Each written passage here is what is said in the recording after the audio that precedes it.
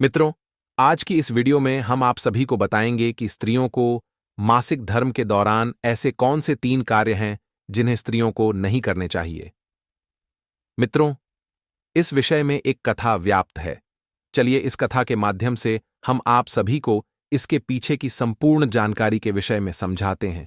मित्रों, एक समय की बात है, देवर्षि नारद जी अपने प्रश्न की मंशा को लेकर भगवान श्री कृष्ण के पास द्वारका जाते हैं। जब देवर्षि नारद जी द्वारिका में भगवान श्री कृष्ण के पास पहुंचते हैं, तो वहां पर पहुंचने के बाद देवर्षि नारद जी भगवान श्री कृष्ण को प्रणाम करते हैं। जब भगवान श्री कृष्ण देवर्षि नारद जी को अपने पास यूं चिंतित होकर आया हुआ देखते हैं, तब भगवान श्री कृष्ण उनके मुखमंडल पर चिंता का भाव पूछते हुए कहते हैं, हे देवर्षि नारद जी, आज आप द्वारिका नगरी में किस प्रयोजन से पधारे हैं? आपके मन की व्यथा के पीछे का कारण क्या है? क्योंकि आपके मुखमंडल पर संकोच के बादल छाए हुए हैं। भगवान श्री कृष्ण की ऐसी बातों को सुनकर देवर्षि नारद जी कहते हैं, हे प्रभु, आप सच ही कह रहे हैं।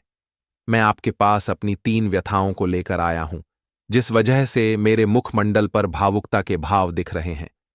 जब भगवान श्री कृष्ण देवर्षि नारद जी की बात सुनते हैं, तब भगवान श्री कृष्ण देवर्षि नारद जी से कहते हैं, हे देवर्षि नारद जी, कहिए आपके मन की वह 3 व्यथाएं कौन सी हैं? मैं अवश्य ही आपके मन की उन सभी व्यथाओं को दूर करने में आपका प्रयास करूंगा।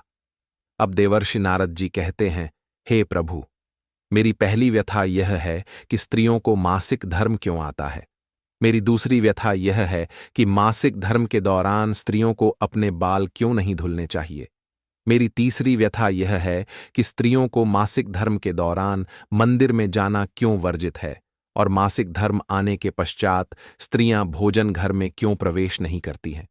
हे प्रभु, मैं अपने इन्हीं 3 प्रश्नों को लेकर चिंतित हूं। देवर्षि नारद जी की बात सुनने के बाद भगवान श्री कृष्ण कहते हैं कि हे देवर्षि नारद जी, आपने यह जो तीनों प्रश्न करे हैं, यह सभी कलयुग की स्त्रियों के लिए अत्यंत ही महत्वपूर्ण है। कलयुग की प्रत्येक स्त्री को इस विषय के बारे में ज्ञान होना अति आवश्यक है। जो भी स्त्री इस विषय में जान लेती है, उसके घर में कभी भी गरीबी नहीं आती। शास्त्रों का ज्ञान कलयुग की स्त्री वह पुरुष के पास किंचित मात्र भी नहीं है।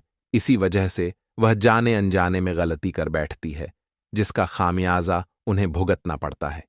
हे देवर्षि नारद जी, आज मैं आपको शास्त्रों की पूरी विधि बताऊंगा कि शास्त्रों में मासिक धर्म आने के बाद स्त्रियों को मंदिर भोजनालय के अंदर जाना मना क्यों किया गया है। साथ ही मैं आपको यह भी बताऊंगा कि ऐसे कौन से कार्य हैं जो स्त्रियों को मासिक धर्म आने पर नहीं करने चाहिए। हे देवर्षि नारद जी, सबसे पहले मैं आपको बताता हूं कि स्त्रियों को मासिक धर्म क्यों आता है। इसके पीछे एक महान कथा व्याप्त है। मैं उस कथा का बखान आपके समक्ष करता हूं। जो भी मेरे द्वारा सुनाई गई इस कथा को पूरा सुनता है, उसके यमराज जी की 32 अपराध माफ करते हैं, उसे स्वर्गलोक में स्थान मिलता है।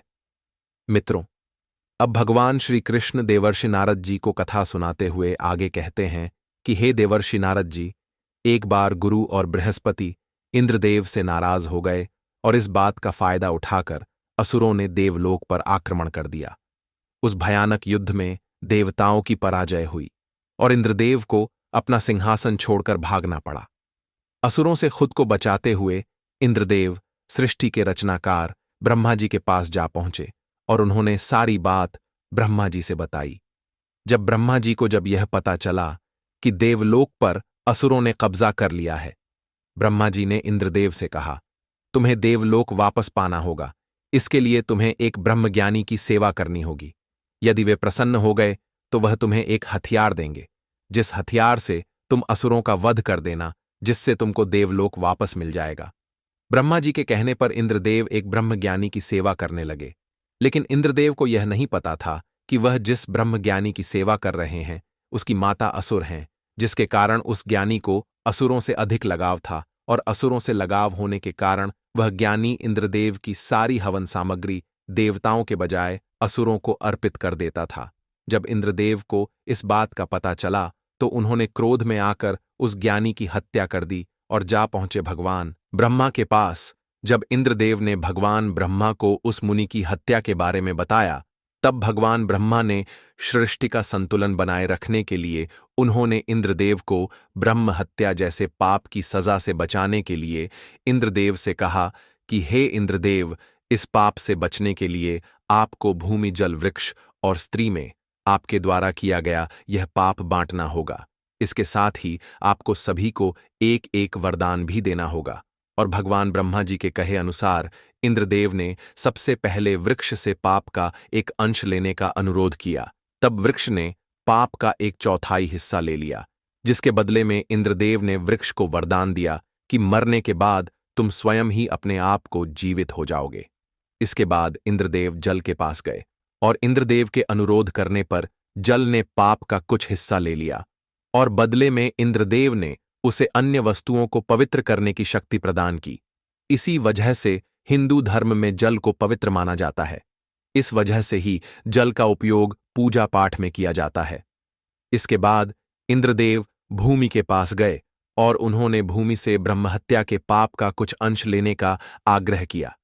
तब भूमि ने ब्रह्महत्या के पाप का कुछ भाग ले लिया, जिसके बदले में इंद्रदेव ने भूमि को वरदान दिया कि उस पर आई चोटें अपने आप भर जाएंगी। अब अंत में इंद्रदेव देवलोक की एक स्त्री के पास गए और विनती करने लगे। इंद्रदेव की विनती पर उस स्त्री ने बाकी बचा ब्रह्महत्या का पाप अपने ऊपर ले लिया।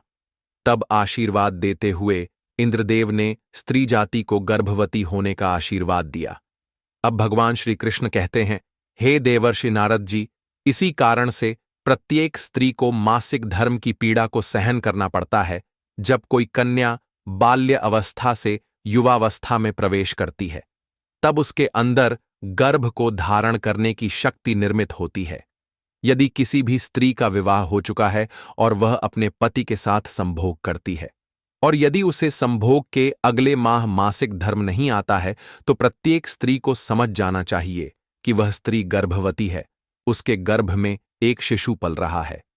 हे देवर्षि नारद जी, संतान सुख की प्राप्ति के लिए ही मासिक धर्म का आना आवश्यक होता है। हे देवर्षि नारद जी, यही था आपका पहला प्रश्न कि स्त्रियों को मासिक धर्म क्यों आता है। अब मैं आपके बाकी बचे 2 प्रश्नों के उत्तर एक कहानी के माध्यम से दे देता हूं। मित्रों, अब भगवान श्री कृष्ण देवर्षि नारद जी को कहानी सुनाते हुए कहते हैं कि हे देवर्षि नारद जी, एक समय की बात है। एक गांव में सुखदेव नाम का एक ब्राह्मण रहा करता थे। वह ब्राह्मण बहुत ही जानी था। सुखदेव को समस्त वेदों और शास्त्रों का संपूर्ण ज्ञान था और वह परम बुद्धिमान, गुणवान तथा धर्म के मार्ग पर चलने वाला ब्राह्मण था। उनके गांव के लोग ब्राह्मण सुखदेव का बहुत अधिक सम्मान देते थे। सुखदेव प्रतिदिन यज्ञ, दान, धर्म के साथ संध्या उपासना भी करते थे। सुखदेव की पत्नी का नाम तपस्या था। सुखदेव की पत्नी भी उन्हीं की तरह अत्यंत गुणवान तथा पतिव्रता धर्म का पालन करने वाली स्त्री थी। एक दिन सुखदेव और उसकी पत्नी तपस्या ने अपने घर में भगवान सत्यनारायण की पूजा रखी और सभी ब्राह्मणों को अपने घर पर दावत के लिए बुलाया। सुखदेव ने अपने घर पर दावत में कई प्रकार का भोजन बनवाया। भोजन बनने के बाद सभी ब्राह्मण उसके घर में भोजन करने के लिए पधारे। सुखदेव ने सभी ब्राह्मणों का विधिपूर्वक पूजन किया और उन सभी का बड़े ही प्रेम के साथ आदर सत्कार किया। उसके बाद पूजा संपन्न करके सुखदेव ने सभी ब्राह्मणों को अपने घर के अंदर बिठाया और उन्हें भोजन कराया। भोजन करके सभी ब्राह्मणों ने सुखदेव तथा उसकी पत्नी को आशीर्वाद दिया। जब सभी ब्राह्मण अपने घर आने लगे तो उन सभी ब्राह्मणों को सुखदेव ने वस्त्र आदि दान किया। उसके बाद सभी ब्राह्मणों को विदा करके सुखदेव ने गांव वालों को तथा दीन दुखियों को भी भोजन कराया और उन सभी को वस्त्र आदि दान में दिया। इस तरह एक एक करके सुखदेव ने सभी को दान आदि करके अपने घर से विदा कर दिया। फिर सभी को विदा करके जब वह अपने घर के द्वार पर पहुंचा तो उसने देखा कि उसके द्वार पर एक कुत्ता और एक गाय आपस में कुछ बात कर रहे थे। जब सुखदेव ने उस कुत्ते और गाय की पूरी बात सुनी तो सुखदेव बहुत ही आश्चर्यचकित हो गए, क्योंकि वह कुत्ता और गाय दोनों ही मनुष्य की वाणी में बात कर रहे थे और वह सुखदेव के माता पिता ही थे, जो पिछले जन्म में किए गए किसी पाप के कारण इस जन्म में कुत्ता और गाय बन गए हैं। तब सुखदेव मन ही मन बहुत अधिक चिंतित हुए और सोचने लगे कि मेरे माता पिताजी ने पिछले जन्म में ऐसा कौन सा पाप किया था जिसके कारण इन्हें इस जन्म में कुत्ता और गाय बनना पड़ा है। अब मैं इनको इस कुत्ते और गाय की योनि से मुक्त कैसे करूं? यही चिंता सुखदेव को मन ही मन खाए जा रही थी। सुखदेव इस बात को लेकर चिंतन में डूब गए। फिर उनके मन में एक विचार आया कि क्यों ना इसका उपाय मुनि वशिष्ठ जी से पूछा जाए, क्योंकि अब इस समस्या का हल केवल मुनि वशिष्ठ जी ही दे सकते हैं। अब इतना सोचकर सुखदेव मुनि वशिष्ठ जी से मिलने के लिए उनके आश्रम गए। तब सुखदेव ने देखा कि मुनि वशिष्ठ जी अपनी कुटिया के पास ध्यान लगाए बैठे हैं। सुखदेव मुनि वशिष्ठ जी के पास जाकर बैठ गए और मुनि वशिष्ठ जी की आंखों के खुलने का इंतजार करने लगे। कुछ समय पश्चात मुनि वशिष्ठ जी ने आंखें खोलीं। तब उन्होंने देखा कि एक ब्राह्मण उनके सामने बैठा हुआ है। सुखदेव को देखकर मुनि वशिष्ठ जी कहने लगे, हे ब्राह्मण श्रेष्ठ, क्या बात है? आप इतना उदास क्यों हैं? आपकी इस चिंता के पीछे का भाव स्पष्ट करिए। तब सुखदेव जी ने कहा, हे मुनिवर, आज मैं आपसे एक बहुत ही बड़ी समस्या का हल पूछने के लिए आया हूं। सुखदेव की बात सुनकर मुनि वशिष्ठ जी ने कहा, कहिए, आपको कौन सी समस्या है? कृपया आप मुझे बताइए, मैं आपकी समस्या का हल अवश्य ही करूंगा। तब सुखदेव ने मुनि वशिष्ठ जी से कहा, हे मुनिवर, कल मैंने अपने घर पर भगवान सत्यनारायण का पूजन करवाया था और पूजन के साथ साथ अपने घर पर दावत भी करवाई थी, जिसमें अनेक ब्राह्मणों को बुलाया था।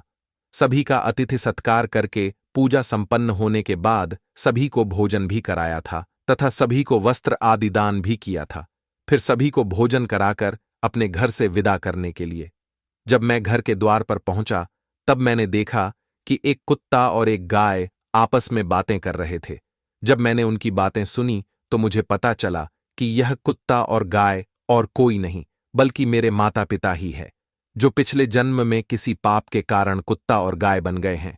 मुझे अपने माता पिता को ऐसी योनि में देखकर बहुत दुख हुआ, इसलिए ही मैं आपके पास आया हूं कि मेरे माता पिता ने ऐसा कौन सा कार्य किया था जिस वजह से उन्हें ऐसी योनि में जन्म मिला। सुखदेव की बात को सुनने के बाद मुनि वशिष्ठ जी ने कहा, अच्छा, तो तुम मुझे यह बताओ कि वह कुत्ता और गाय आपस में कौन सी बातें कर रहे थे। तब सुखदेव ने कहा, कुत्ता उस गाय से कह रहा था कि देखो आज मेरे साथ कैसी घटना घटी है।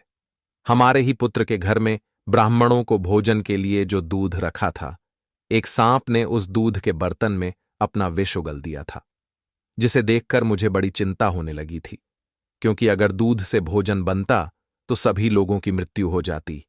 इसीलिए मैंने उस बर्तन का सारा दूध गिरा दिया था। लेकिन मेरे पुत्र की पत्नी ने मुझे डंडों से बहुत पीटा, जिससे मेरे शरीर पर चोटें आई हैं, जिसके कारण अब मुझे बहुत पीड़ा सहन करनी पड़ रही है और इसी वजह से मैं अब सही से चल भी नहीं पा रहा हूं।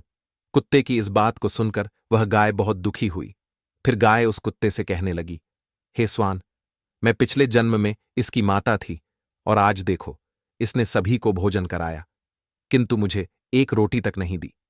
फिर सुखदेव मुनि वशिष्ठ जी से कहते हैं, हे मुनिवर, उस कुत्ते और गाय की यही बातें सुनकर मुझे बहुत अधिक चिंता हो रही है कि मैंने बहुत बड़ा पाप कर दिया है।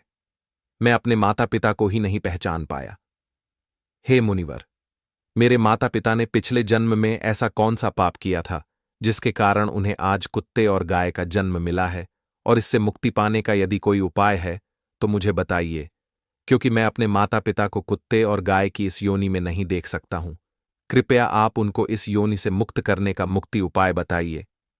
तब मुनि वशिष्ठ जी ने कहा, हे वत्स, तुम चिंता मत करो, मैं इसका कुछ उपाय खोजता हूं। कुछ समय मुनि वशिष्ठ जी ने ध्यान लगाया और सुखदेव के माता पिता द्वारा पिछले जन्म में किए गए पापों को देख लिया। सुखदेव के माता पिता के पिछले जन्म के पापों को देखने के बाद मुनि वशिष्ठ जी सुखदेव से कहने लगे, हे वत्स, तुम्हारे माता पिता ने पिछले जन्म में घोर पाप किया है। उसी पाप कर्मों के कारण आज उन्हें कुत्ते और गाय का जन्म मिला है। अब मुनि वशिष्ठ जी की यह बात सुनकर सुखदेव ने कहा, हे मुनिवर, मेरे माता पिता ने पिछले जन्म में ऐसा कौन सा घोर पाप किया था जिसके कारण उनकी यह दुर्दशा हुई है? कृपया आप मुझे विस्तार से बताइए। तब मुनि वशिष्ठ जी ने कहा, हे वत्स, तुम ध्यान से सुनो। यह पिछले जन्म में एक नगर के श्रेष्ठ ब्राह्मण थे। इन्होंने एक दिन एकादशी का व्रत रखा था, परंतु आपके माता पिता उस व्रत का पालन न कर सके और इन्होंने भूख लगने पर भोजन कर लिया। और साथ ही एकादशी के व्रत के दिन तुम्हारे पिता ने दान धर्म भी नहीं किया। इन्होंने अपने द्वार पर आए हुए भिखारी को भी भोजन नहीं कराया और उसे अपने दरवाजे से ही भगा दिया, जिसके कारण उस भिखारी ने तुम्हारे पिता को श्राप दे दिया था कि जिस तरह मैं भूखा हूं, इसी तरह तुम भी एक दिन भोजन के लिए तरसोगे। और तुम्हारे पिता ने पिछले जन्म में मासिक धर्म के दौरान ही तुम्हारी माता के साथ संबंध बनाया था, और इसी पाप के कारण तुम्हारे पिताजी को इस जन्म में कुत्ते का जन्म मिला है। और अब मैं तुम्हें बताता हूं कि तुम्हारी माता को गाय का जन्म क्यों मिला है। तो सुनो, तुम्हारी माता ने रजस्वला होते हुए भी भोजन बनाया, और मासिक धर्म के दौरान ही तुम्हारी माता ने भगवान की पूजा उपासना की, साथ ही तुलसी को जल भी अर्पित किया और भगवान को भोग भी लगाया। इसी महापाप के कारण तुम्हारी माता को इस जन्म में कुत्ते का जन्म मिला है। इसीलिए हे वत्स, किसी भी स्त्री को मासिक धर्म के दौरान पूजा पाठ नहीं करना चाहिए, क्योंकि इन दिनों में स्त्री अपवित्र हो जाती है। साथ ही प्रत्येक स्त्री को मासिक धर्म के दौरान अपने बाल भी नहीं धोने चाहिए, क्योंकि ऐसा करने से उसके पति की आयु कम होती है। फिर मुनि वशिष्ठ जी सुखदेव से कहते हैं, इसी पाप के कारण तुम्हारे पिता को कुत्ते और तुम्हारी माता को गाय का जन्म मिला है। फिर सुखदेव कहते हैं, हे मुनिवर, अब आप मुझे मेरे माता पिता की मुक्ति के बारे में कोई उपाय बताइए। तब वशिष्ठ जी अपनी दिव्य दृष्टि से इसका उपाय भी देख लेते हैं और कहते हैं कि हे वत्स, तुम किसी भी अमावस्या के दिन अपने माता पिता की मुक्ति के लिए श्राद्ध तथा अर्पण करो और दान धर्म करो तथा गाय की सेवा करो और गौ माता को भोग लगाओ और अपने माता पिता की मुक्ति के लिए भगवान से प्रार्थना करो। सुखदेव मुनि वशिष्ठ जी की बात को सुनकर ठीक वैसा ही करते हैं जैसा कि मुनि वशिष्ठ जी ने कहा था। इसके बाद सुखदेव के माता पिता को मुक्ति की प्राप्ति हो जाती है। अब भगवान श्री कृष्ण देवर्षि नारद जी से कहते हैं, हे देवर्षि नारद जी, आपका दूसरा प्रश्न था कि मासिक धर्म के दौरान स्त्रियों को अपने बाल क्यों नहीं धोने चाहिए। तो इसके पीछे का कारण यह है कि यदि किसी भी बच्चे को चोट लगती है तो उसके नाक से रक्त निकलता रहता है, तो उसके सिर पे पानी डाला जाता है, जिससे कि उस बच्चे के रक्त का बहाव रुक सके। हमारे शास्त्रों में ये बात निहित है कि यदि मासिक धर्म के दौरान स्त्री को बाल नहीं धोने चाहिए, नहीं तो उससे स्त्री का मासिक धर्म रुक जाता है। इससे उस स्त्री को बहुत सारी समस्या हो सकती है। इस वजह से ही स्त्रियों को मासिक धर्म में अपने बाल नहीं धोने चाहिए। अब भगवान श्री कृष्ण कहते हैं, हे देवर्षि नारद जी, आपका दूसरा प्रश्न था कि स्त्रियों को मासिक धर्म के दौरान मंदिर क्यों नहीं जाना चाहिए।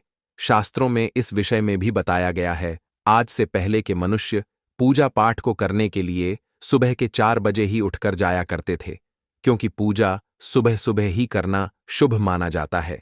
एक रजस्वला स्त्री का मंदिर में जाना इसलिए वर्जित किया गया है कि रात को मंदिर जाते समय जंगली जानवर रक्त की खुशबू को सूंघकर उस स्त्री पर प्रहार न कर दे। इस वजह से ही रजस्वला स्त्री को मंदिर जाने के लिए मना किया जाता है। दूसरा कारण यह भी है कि एक रजस्वला स्त्री को मंदिर इसलिए भी नहीं जाना चाहिए क्योंकि मासिक धर्म में स्त्री की सहन क्षमता कम हो जाती है और मंदिर में धनात्मक शक्ति का संचार ज्यादा होता है, जिस वजह से वह स्त्री उस ऊर्जा को सहन नहीं कर पाती है और वह बेहोश हो सकती है। इस वजह से ही स्त्रियों का मंदिर में जाना वर्जित किया गया है। मासिक धर्म से पीड़ित स्त्री भगवान का स्मरण कर सकती है, परंतु उनका पूजा पाठ नहीं। मासिक धर्म में स्त्रियों को भोजन भी नहीं बनाना चाहिए। इससे स्त्रियों को कमजोरी महसूस होती है, उन्हें चक्कर आ सकते हैं। मासिक धर्म के दौरान पेड़ पौधों को स्पर्श नहीं करना चाहिए। साथ ही प्रत्येक स्त्री को मासिक धर्म के दौरान अपने पति के साथ संबंध भी नहीं बनाना चाहिए, और जो पुरुष अपनी पत्नी के साथ मासिक धर्म के दौरान संबंध बनाता है उसे ब्रह्म हत्या का पाप लगता है। इसीलिए मासिक धर्म के 5 दिन किसी भी स्त्री को संबंध नहीं बनाना चाहिए और 6वें दिन वह स्नान करके पवित्र हो जाती है। अब भगवान श्री कृष्ण देवर्षि नारद जी से कहते हैं, हे देवर्षि नारद जी, अब तो आपको आपके सभी प्रश्नों का उत्तर मिल ही गया होगा। तब देवर्षि नारद जी कहते हैं, हे प्रभु, आपने मुझे जो ज्ञान दिया है वह सर्व ज्ञान संपन्न है। मुझे इस विषय में ज्ञान देने के लिए आपका कोटि कोटि धन्यवाद। मित्रों, आशा करते हैं आपको यह वीडियो पसंद आया होगा। अगर आपको यह वीडियो पसंद आया है तो इस वीडियो को सभी के साथ शेयर अवश्य करें। साथ ही जो लोग अभी तक हमारे चैनल पर नए हैं वह हमारे चैनल को भी सब्सक्राइब अवश्य करें। साथ ही इस वीडियो को ज्यादा से ज्यादा लोगों में शेयर करें ताकि उन्हें भी इस विषय की जानकारी के बारे में पता चल सके। बाकी मित्रों, आप सभी लोगों का वीडियो को यहां तक देखने के लिए दिल से धन्यवाद।